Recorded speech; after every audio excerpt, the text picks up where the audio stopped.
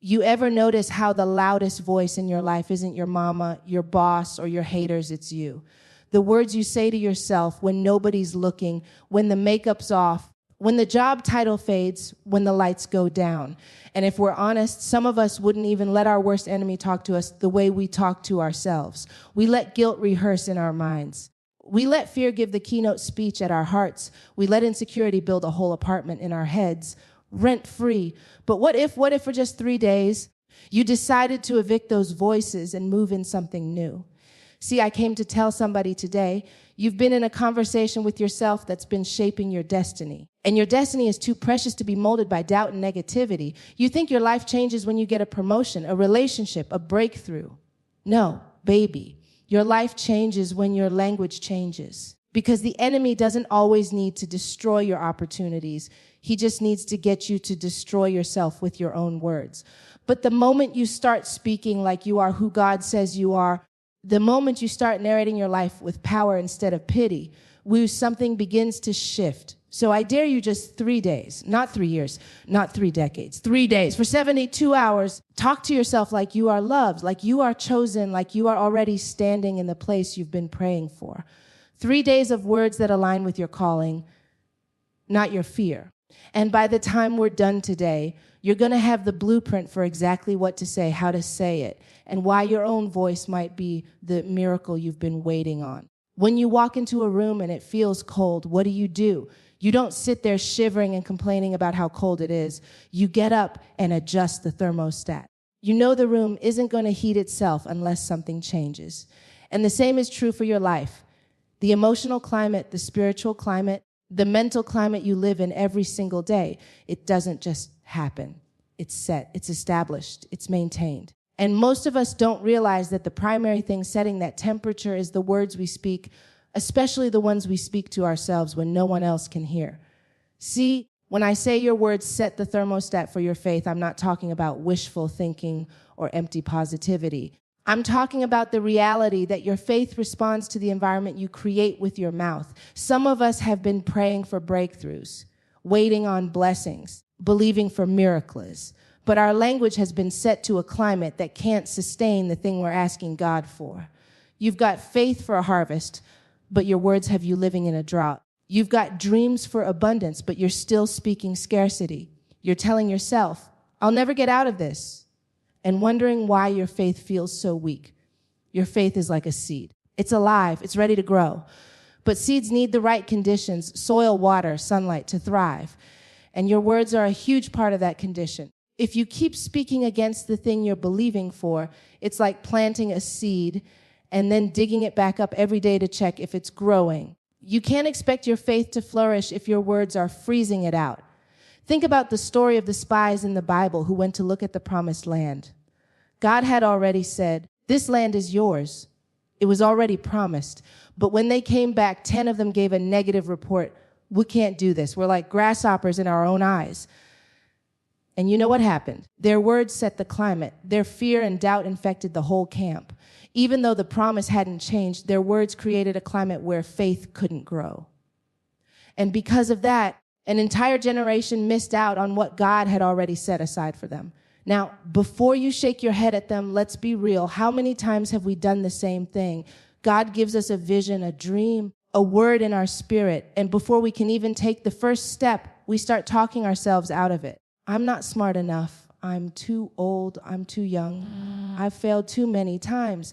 And with each sentence, we're turning the thermostat of our faith down lower and lower until it's barely warm enough to keep us moving. Faith needs a heated atmosphere. It needs words that remind you of what God said, not what fear is shouting. That's why David, before he faced Goliath, spoke out loud what he believed would happen. He didn't just walk up to that giant thinking, I hope this works. He said, today the Lord will deliver you into my hands. That wasn't arrogance. It was thermostat setting. It was putting the environment of his heart in line with the promise of God. Some of us wake up in the morning and the first thing we do is check the weather app, but the real temperature we should be checking is the one in our spirit. Are we waking up saying, this is the day the Lord has made, I will rejoice and be glad in it? Or are we waking up saying, here we go again, another hard day? Because your faith can't thrive in a climate of constant complaint. your words don't just describe your reality, they shape it.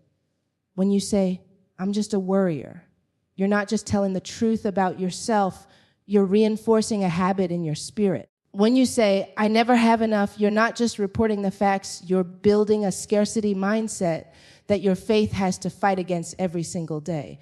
But when you say, God is my provider, you're setting the thermostat to abundance. When you say, I can do all things through Christ who strengthens me, you're setting the thermostat to possibility. Sometimes people think they need to feel strong before they speak strong, but it's often the other way around. You set the atmosphere with your words, and then your feelings catch up. That's why when Paul and Silas were in prison, they started singing hymns, not because prison felt good, but because they were setting the climate of their faith to freedom, even while the chains were still on. And that climate was so strong that it shook the very foundations of the prison. You may not be in a physical prison, but your mind can become one if your words are constantly locking you in. Some of us have been speaking like victims for so long that we've forgotten how to speak like victors. But if you start turning that thermostat up just by speaking life over yourself, you'll notice your faith starts to warm up too. I'm not saying ignore your reality. I'm saying you have the authority to speak into it. The thermostat doesn't pretend it's hot when it's freezing. It just makes a decision to change the temperature. And you can do the same with your faith. If you're in a season where everything feels cold, dry, or empty, you can start speaking words that create the conditions for growth.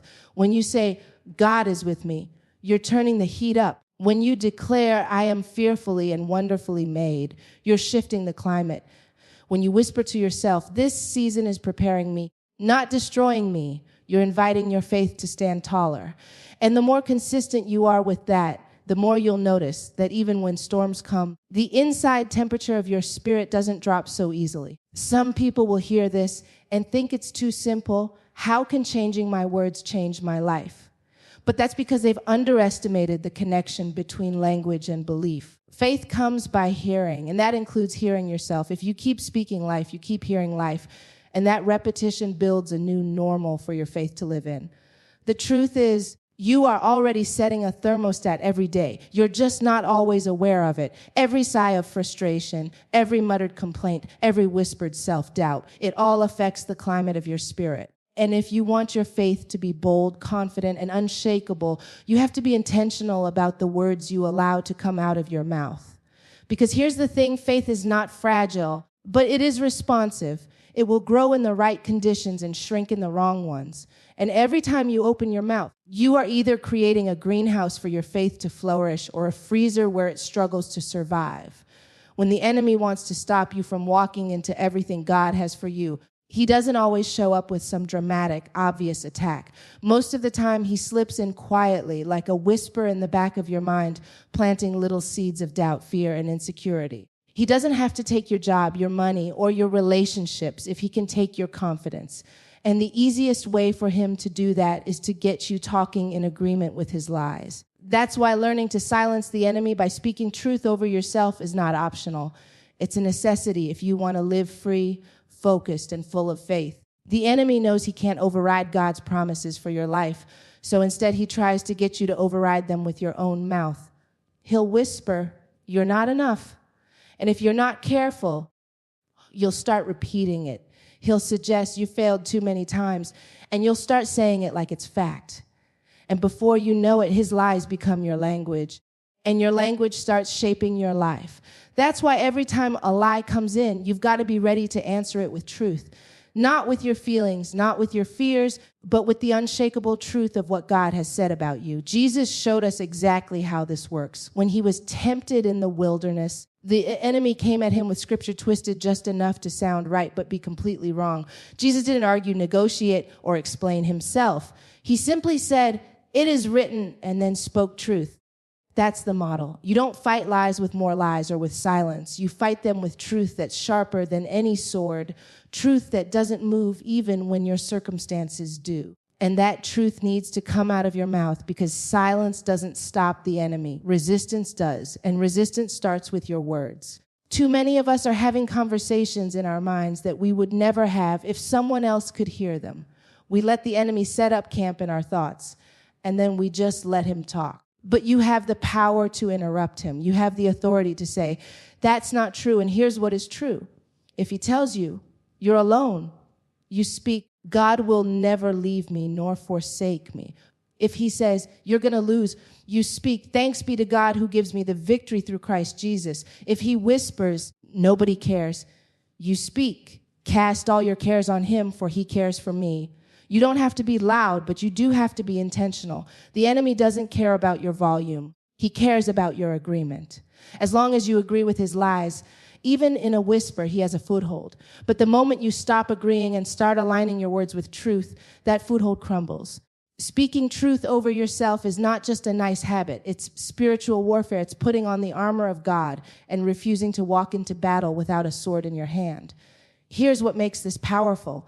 When you speak truth over yourself, you're not just silencing the enemy externally. You're reprogramming your mind internally. The Bible says to be transformed by the renewing of your mind. And one of the fastest ways to do that is through consistent, deliberate, truth-filled speech. When you hear yourself say, I am chosen, I am loved, I am equipped, over and over, it starts to feel less like a motivational line and more like your reality. And once your mind accepts it as reality, the enemy has a much harder time slipping his lies past you. Some of us think we're losing battles because we're not strong enough, when really it's because we've been silent too long. We've been hoping the enemy will just get tired and leave. But he's persistent. He'll keep knocking until you answer.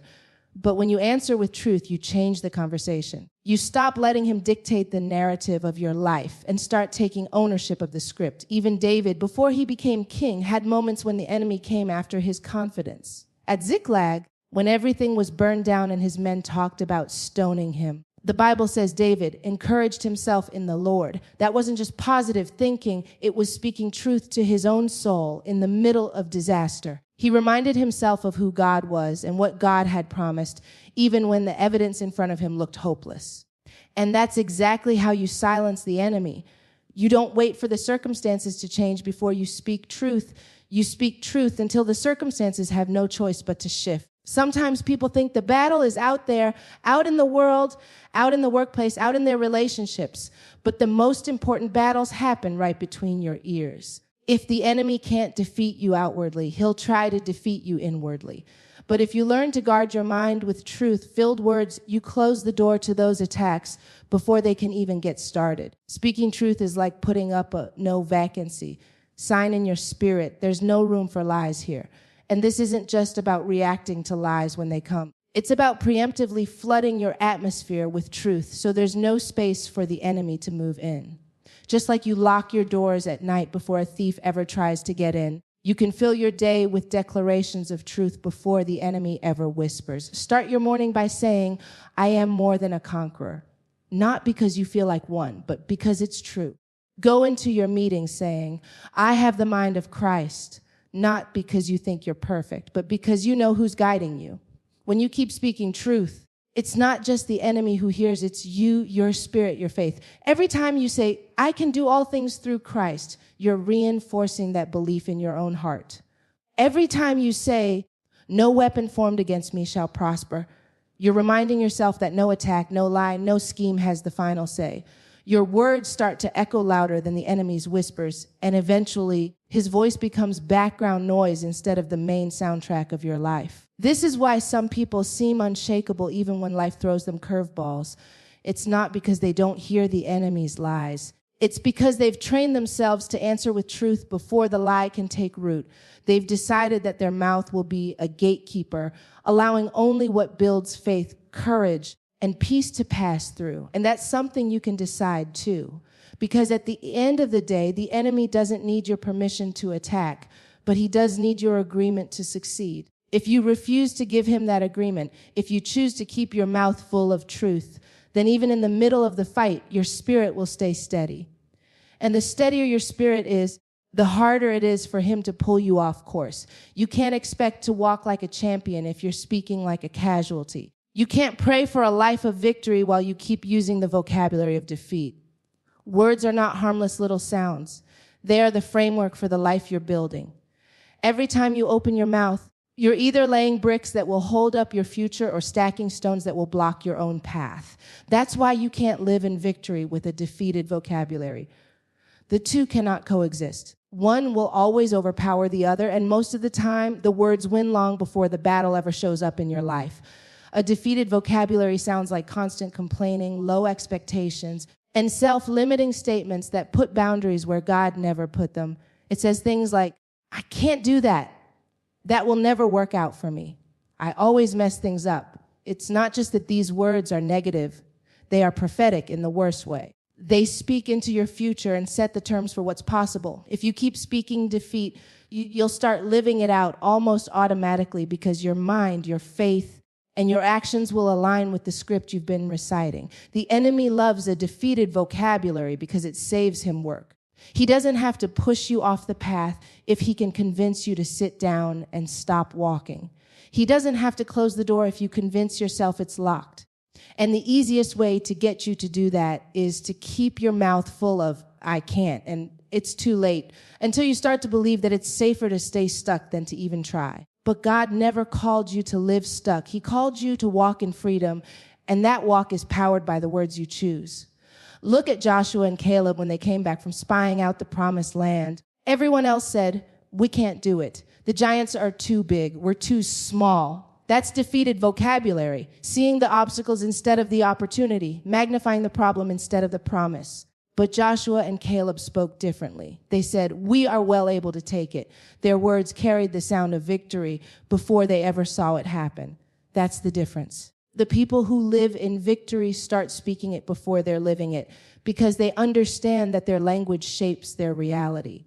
You can tell where someone's faith is by listening to their words. You don't even have to know the details of their situation. Just give them a few minutes to talk, and you'll hear whether they're speaking as a conqueror or a captive. A captive vocabulary focuses on what's missing, what's broken, and what's impossible. A conqueror vocabulary focuses on what's promised, what's possible, and what God has already said. The first one drains your courage. The second one fuels it. The thing about vocabulary is that it's contagious. If you surround yourself with people who speak defeat, you'll start picking it up without even realizing it. It'll slip into your casual conversations, your inner thoughts, even your prayers. That's why you have to be intentional about filling your ears and your mouth with the language of victory. Listen to people who speak faith. Read words that remind you of your worth. Sing songs that declare God's goodness. Little by little, your vocabulary will shift, and with it, the atmosphere of your life. This is not about pretending you don't have challenges. Victory vocabulary doesn't deny reality. It just refuses to give it the final word. When David faced Goliath, he didn't ignore the fact that Goliath was a giant. He acknowledged it, but he also acknowledged that his God was greater. He didn't say, this is too big for me. He said, this battle belongs to the Lord. That's victory talk. It's not the absence of problems. It's the presence of perspective. If you keep speaking defeat, you train your brain to look for proof that you're right. It's called confirmation bias, and it works both ways. If you say, nothing ever works out for me, your mind will notice every little thing that goes wrong and overlook all the blessings. But if you start saying, good things are happening for me, your mind will start spotting the opportunities, the open doors, and the moments of grace that were there all along. Changing your vocabulary changes what you see. And when your vocabulary changes, your decisions change. A person who says, I can't, doesn't even try. A person who says, I can, starts moving toward the goal, even if they're scared. Your words don't just describe your life, they direct it. If you want to live in victory, you have to start speaking in the direction you want to go, not in the direction you've been. Sometimes the most powerful thing you can do is catch yourself mid-sentence and flip it. You might start to say, this is impossible, but then you stop and say, this looks hard, but it's possible with God. You might want to say, I'm not good enough, but you change it to, I'm growing, I'm learning, I'm equipped for this season. That one small change keeps your vocabulary aligned with victory instead of defeat. Your vocabulary also shapes how you see yourself. If you keep calling yourself broken, unworthy, or a failure, you'll start to live like that's all you are. But when you call yourself loved, redeemed, and capable, you rise to meet those words. Proverbs says, the tongue has the power of life and death. That's not just about how you speak to others. It's about how you speak to yourself. You can either speak life into your identity or speak death into it. There's a reason God changed people's names before he sent them into their destiny. Abram became Abraham, Sarai became Sarah, Jacob became Israel. He was changing their vocabulary about themselves so their words matched their calling. In the same way, you might need to change the names you've been calling yourself. Stop calling yourself unlucky, unworthy, unqualified, and start calling yourself blessed, chosen, and anointed. Living in victory starts with sounding like victory. When you walk into a room, your words should carry hope, not hopelessness. When you face a challenge, your words should carry courage, not fear. That doesn't mean you'll never feel afraid or discouraged. It means you choose not to let those feelings dominate your speech. Because once your speech is dominated by defeat, it's only a matter of time before your life is too. Even in prayer, you have to watch your vocabulary. If your prayers are just a list of complaints, they're not faith-filled conversations. They're worry sessions dressed up in spiritual language. A victorious prayer life thanks God in advance, declares his promises, and speaks his word over the situation. It doesn't deny the problem, but it magnifies the solution. That kind of vocabulary invites heaven to intervene. Some of the battles you're fighting right now are not going to be won by more effort or more strategy. They're going to be won by more intentional speech. The shift happens when you decide, I'm not going to speak another sentence that contradicts what I'm believing for.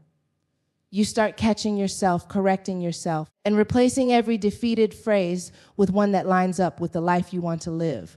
Over time, that new vocabulary becomes second nature, and victory stops being something you chase and starts being the atmosphere you live in.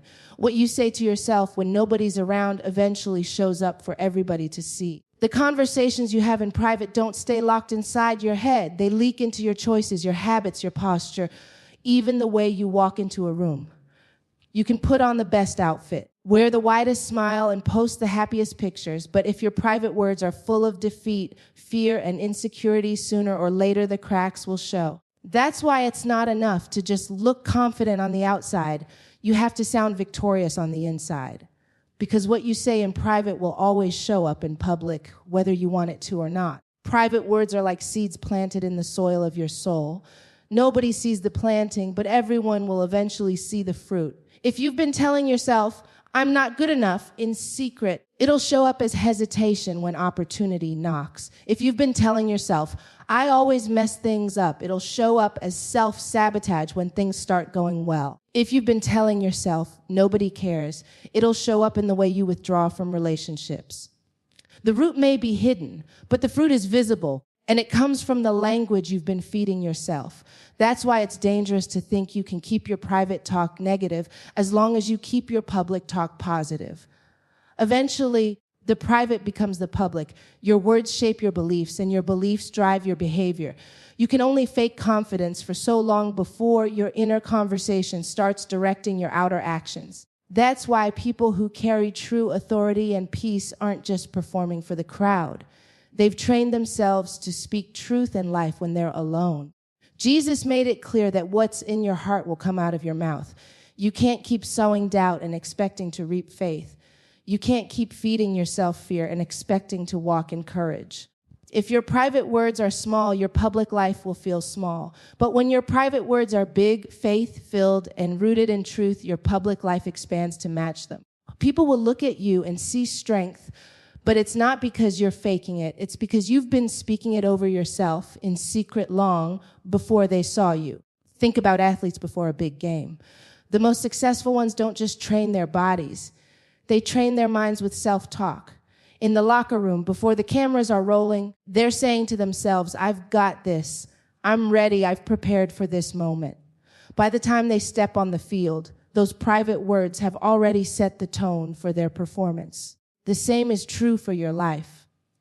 The way you speak to yourself before you walk into the meeting, before you step on the stage, before you make the phone call, that's what will come out in your tone. Your body language and your decisions, if your private conversation is one of defeat, it's like putting weights on your spirit before you try to run your race. You can still run, but you'll be slower, heavier, and more easily discouraged. On the other hand, if your private conversation is one of encouragement, it's like having a tailwind at your back. You move with more confidence, more energy, and more focus, Not because the path is easier, but because your spirit is lighter. The truth is everyone has a private voice. Some people call it their inner critic, others call it self-talk, but whatever you call it, it's shaping your life. You can't stop that voice from speaking, but you can decide what it says. You can train it, redirect it, and fill it with the kind of words you want to live by. And that training happens in the quiet moments when no one's looking. Even the most anointed people in Scripture had to deal with their private words. The psalmist David often wrote, "Why, my soul, are you downcast?" And then he would answer himself, "Put your hope in God." That's private talk. He didn't wait for someone else to hype him up. He spoke to himself until his spirit shifted. And that private conversation prepared him for the public moments when he had to face giants, lead armies, and rule a nation. Some people think the problem is the stage, the spotlight, the audience. But the real problem isn't the public pressure. It's the private preparation. If you haven't been speaking life in the quiet, you won't know how to stand in the noise. If you haven't been telling yourself the truth when no one's around, you'll be too quick to believe the lies when everyone's watching. Public confidence is born in private conversations. The words you speak to yourself also set your expectations. If you've been saying, "I'll probably fail," you'll step into new situations already bracing for loss. If you've been saying, "Good things are coming from me," you'll step into the same situation scanning for opportunity. The situation might be the same, but your preparation changes your perception, and your perception changes your performance. This is why you can meet two people with the same talent, same resources, same opportunities, and get two completely different results. The difference is often in their private words. One person spends their quiet moments rehearsing fear, doubt, and worst-case scenarios. The other spends those moments declaring truth, possibility, and purpose. By the time they get to the public stage, those private scripts have already set the limits or the possibilities of their performance. Your private talk is also what sustains you after the applause fades. Public praise feels good, but it doesn't last. The crowd goes home, the lights go out, and you're left with your own voice again. If that voice is critical, harsh, and hopeless, it won't matter how much affirmation you got in public. You'll still feel empty. But if that voice is kind, faith-filled, and rooted in truth, you'll be steady even when the applause is gone. That's why one of the most powerful disciplines you can develop is to check your private words regularly. Catch yourself when you slip into self-defeating language. Replace "I can't" with "I can learn." Replace "this is impossible" with "God, all things are possible." Replace "I'm not ready" with "I'm being prepared." Over time, those replacements become your default, and your private world becomes a source of strength instead of sabotage. It's not just about having positive words.